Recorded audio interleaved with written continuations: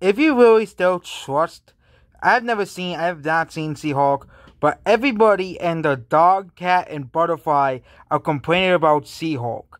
But this is another example of why you can't trust these supposed critics anymore.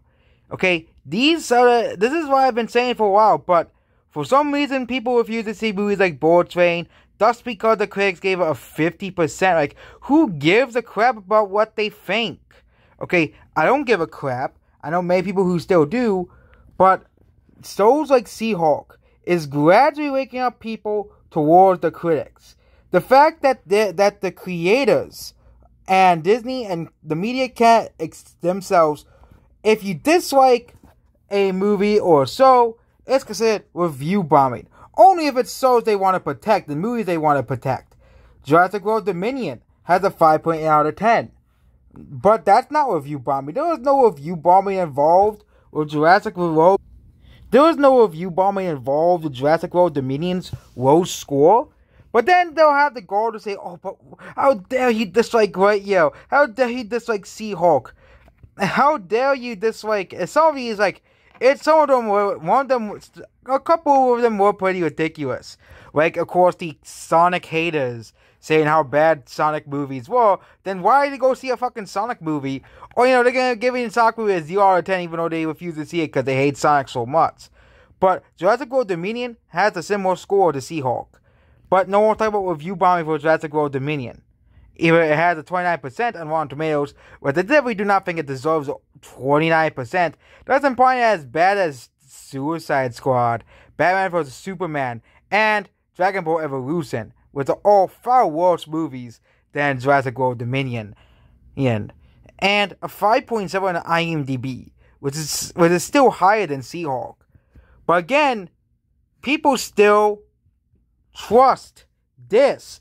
People still trust these stupid, fucking, dumbass critics. And it's not just, of course, we all know movies and TV shows. It's also video games. People still trust these critics. Okay? They're the same ones who gave The Last of Us Part 2 perfect scores in Game of the Year. Because we all know the Game Awards is basically hosted by the video game, the quote-unquote establishment critics. If you even dare dislike something that they like, it's considered review bombing. Because you have to have the same score as the critics, or else you're review bombing a movie or show. Okay, it's ridiculous. It's similar to what happened, right? And this is why people don't like Rotten Tomatoes anymore. They purposely changed the rating system on Rotten Tomatoes to protect Disney movies and Disney projects. Because Captain Marvel had bad scores. I wouldn't be surprised if IMDb changes the rating system, or at least implements bots to save Disney movies.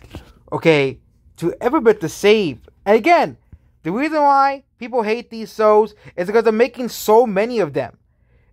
These shows have been criticized for bad CGI, bad writing, bad characters. Yet they keep making them. Why? Why do they keep making these horrible shows? It just doesn't make any sense. They rush these shows out and no one likes them. Okay? You can't just make 5 Marvel shows a year and expect them to have good CGI, good writings, and good characters. It takes time to develop characters. It takes time to write characters. It takes time to put in CGI. But Disney is finally learning the lesson. They can't put so much Marvel movies and shows out at once.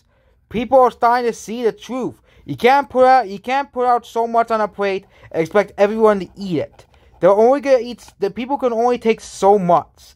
It doesn't matter how many critics give this movie a good score or it shows a good score. We all know critics are paid by Disney to give She-Hulk good reviews.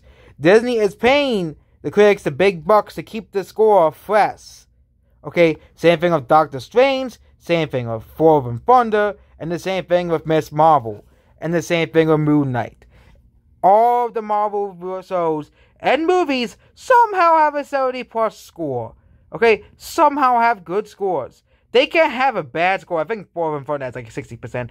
But Thor Love and Thunder will have a score similar to Batman vs Superman. Okay? Same thing with Doctor Strange.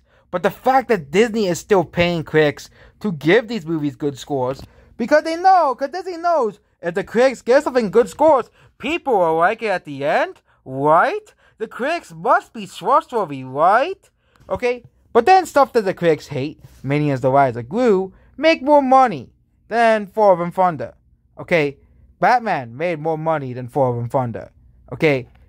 Top Gun made more money than Doctor Strange. Even Jurassic World Dominion made more money than Doctor Strange and Thor and Thunder. Okay? Disney is losing.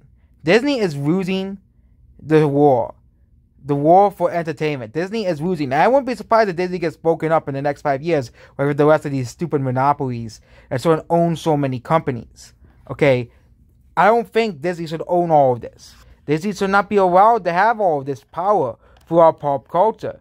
Yes, they can still continue to own the Disney prisons and that stuff, because that's stuff that they created. But I'm talking about buying like every single media property out there. And maybe they could own, Marvel, because again, considering that Marvel comics are so bad now that no one wants to read them, maybe they could stay with Disney. Same thing with Pixar, because Pixar is really just a Disney partner that Disney bought. Maybe let them keep them. And of course, Star Wars can go back to Fox, because they were originally owned by Fox, but Disney bought out Fox and bought out Star Wars. Okay, but this is proof that Disney is dying. Nobody cares about Disney Plus. Disney Plus and Netflix are dying. Okay, both Disney Plus and Netflix are dying. Okay, no one cares about Disney Plus and Netflix anymore. No one cares about, and streaming, I think, has hit a wall. Okay, it has hit a wall. Yes, streaming has done considerable damage to the movie and film industry. Okay, everything is on streaming now. You either have to watch one of the 20 streaming services, and you have to find a specific show on one of the 20 streaming services, or else you're not allowed to watch it, or you have to pirate it. That's the only options. Okay, and people are getting sick of it. No one's gonna pay hundreds of dollars for 100 streaming services. Okay.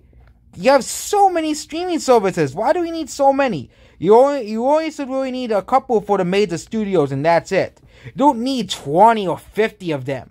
Okay? No one cares about 50 streaming services. Okay? No one wants 20. It was much better when it was just Netflix and Hulu. Okay? And Amazon. Amazon, that was the other option. Okay? But now you have Paramount Plus. You have Disney Plus. You had CNN Plus, but no one wants to watch fucking CNN, that horrible network that nobody cares about.